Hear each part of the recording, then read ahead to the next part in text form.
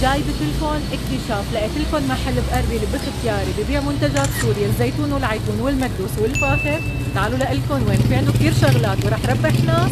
كملوا الفيديو للاخر. وبعد طول انتظار لقيت المحل اللي انا فعلا مشتاقت له، مشتاقه للفطور السوري. لحكايا ستي حنت ولمتنا بساحات البيت، ورغيف الزيت وزعتر وشجر الزيتون.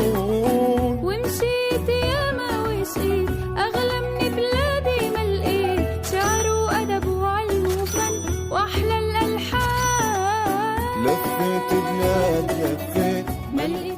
كمان لقيت لكم زيت زيتون من عفرين، بازيلا فرط، وحتى فاصوليا مقطعه وفول فرط. كل هدول موجودين دائما بالمحل، وعلى التواصي ممكن يحفروا لكم كوسه ويكتبوا لكم بقدونس ويلفوا لكم يبرق. شو ضل احلى من هيك؟